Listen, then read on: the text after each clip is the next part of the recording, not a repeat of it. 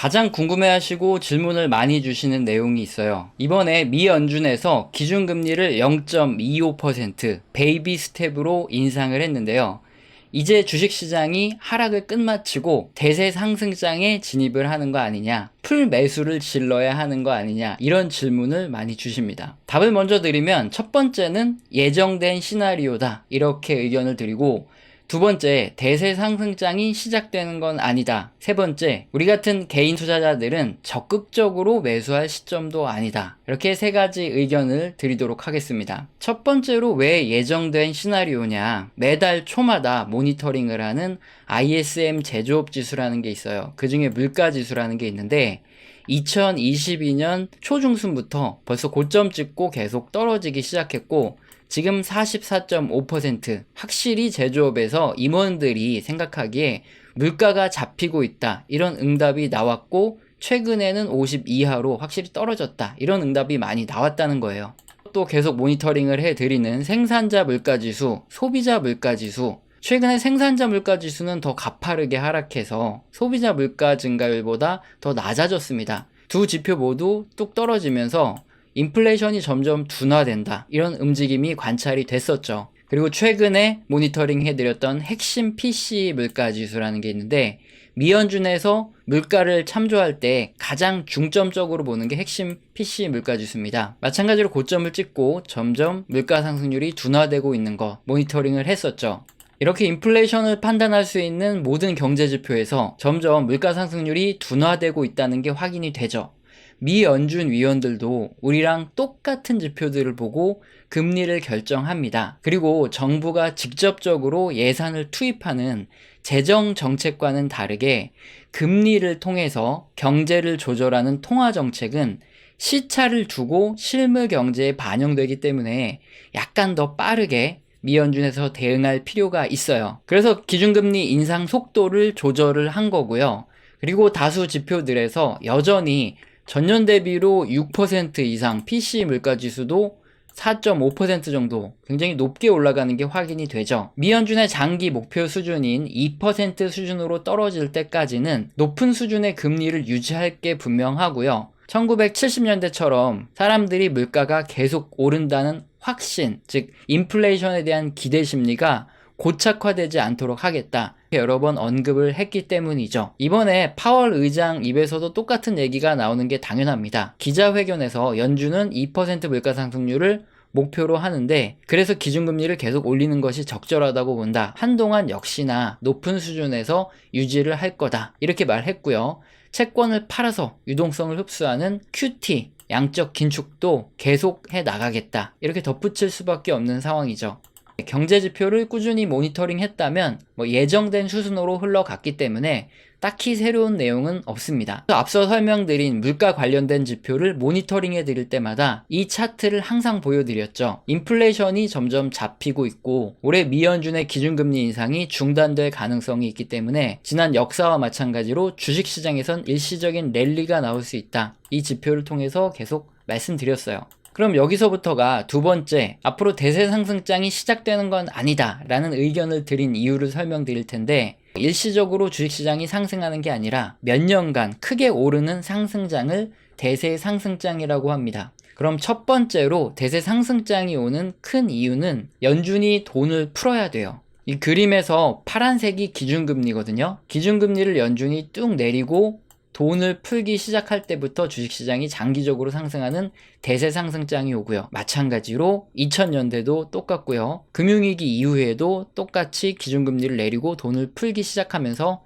대세 상승장이었고 코로나 때도 역시나 동일하죠. 그러면 지금 구간은 어떤 구간입니까? 미연준의 기준금리가 계속 올라가고 있는 구간들이에요. 오히려 이렇게 기준금리 인상이 크게 된 이후에는 인상이 중단되고 떨어지기 시작할 때쯤 경기 침체가 왔었죠. 그리고 미연준이 돈을 푸냐 안 푸냐를 확인하려면 미연준의 보유자산을 보면 되는데 미연준의 보유자산이 증가한다는 말은 그만큼 국채를 많이 사들여서 돈을 푼다는 소리예요. 이렇게 국채 매입량을 늘려나갈 때 그때 돈 풀기가 시작되고 대세 상승장이 옵니다. 코로나 이후에도 마찬가지죠. 그런데 지금은 국채를 내다 팔면서 시중의 유동성을 흡수하고 있는 단계입니다. 금리도 오르고 있고 유동성도 흡수하면서 돈줄을 쬐이고 있죠. 과거 대세 상승장이 왔던 역사랑 정반대의 상황이죠. 따라서 이 지표만 봐도 대세 상승장이 시작되는 건 아닙니다. 일시적인 상승장이 올 수도 있는 거죠. 자, 다음으로 대세 상승장의 조건, 그러니까 지금 시장이 대세 상승장의 시작이 아닌 이유는 일단 기업이 대출을 받아서 공장을 짓고 기계 설비를 늘려야 하는 상황인데 그렇지 않다는 겁니다. 그런 상황에서 돈이 돌고 모든 경제가 파급돼서 살아나는 거거든요. 우선 대출금리와 연장하는 미국 10년물 국채금리만 봐도 2019년보다도 높은 상황이에요. 기업들이 대출을 받기가 쉬운 상황은 결코 아니라는 거죠. 자, 그렇게 기업들은 대출을 받아서 자본재에 투자합니다. 생산 설비를 자본재라고 하는데 자본재 주문이 쭉 늘어나는 구간들이 대세 상승장이에요. 그렇게 경기가 살아날 때 자본재의 주문액이 크게 늘어납니다. 그런데 이미 기업들은 설비 투자를 많이 늘려놓은 상황이죠. 그래서 지금 여기서 추가적으로 쭉 더 올라간다? 이런 걸 기대하긴 굉장히 어려운 상황이죠. 여기서 대출을 더 받아서 설비 투자를 늘려야 되는데 금리가 이렇게 높은데 대출을 더 받아서 투자를 늘리기 굉장히 어렵다는 거죠. 그리고 다음으로 대세 상승장이 오려면 시중에 풀려져 있는 돈이 주식으로 들어가야 됩니다. 주식시장의 기대 수익률이 채권이나 은행에 넣었을 때보다 확실하게 높아야 하는데요. 근데 그림처럼 현재 주식시장의 기대 수익률은 예금 금리보다도 못한 상황입니다. 왜냐면 기준금리가 계속 올라가고 있는 상황에 기업들은 이익 전망치가 계속 낮아지고 있어요. 반대로 주가가 계속 올라가면서 기업들의 이익률이죠. 점점 낮아지는 현상이 발생하고 있다는 겁니다. 이것 때문에 객관적으로 투자를 하고 시장을 바라보는 사람이라면 현재 주식에 투자를 하지 않고 은행 예금에 맡기는 게 훨씬 더 나은 수익률이 나온다 이거죠. 이익 지표를 봤을 때도 대세 상승장이 아니라 오히려 조심해야 되는 구간이다. 즉 시중에 돈이 은행으로 더 많이 들어가는 구간이다. 알 수 있죠. 이 그림을 반복적으로 보여드리는 이유가 딱 이것 때문입니다. 대세 상승장이 아니라 일시적인 랠리가 펼쳐지고 있을 그럴 가능성이 크기 때문에 개인들이 섣부르게 뛰어들어서 물론 수익을 보실 수도 있겠지만 매도의 타이밍을 잘못 잡게 되면 자칫하면 다가오는 경기 침체에 걸려들어서 폭락을 맞이할 수도 있는 위험한 시기라는 거죠. 미래는 아무도 모릅니다. 저도 몰라요. 하지만 확실한 건 있습니다. 주식 투자라는 건 아주 위험하고 한 번의 실수로 인생을 망칠 수도 있다는 거죠. 만약 주식을 잘 모르는 여러분의 부모님 또는 형제가 모은 돈을 전부 가지고 주식 투자를 하겠다 이렇게 여러분께 물어본다고 하겠습니다. 정말 모든 양심을 걸고 지금 같은 시점에 적극적으로 주식 매수하세요 라고 말할 자신이 있으신가요? 다른 분들은 어떻게 생각하실지 모르지만 저는 절대 그렇게 말 안 할 겁니다. 대부분의 경제지표를 모니터링하고 저도 20년 가까이 주식시장의 폭등장, 폭락장을 모두 경험해본 입장에서 저는 이렇게 말씀드릴 거예요.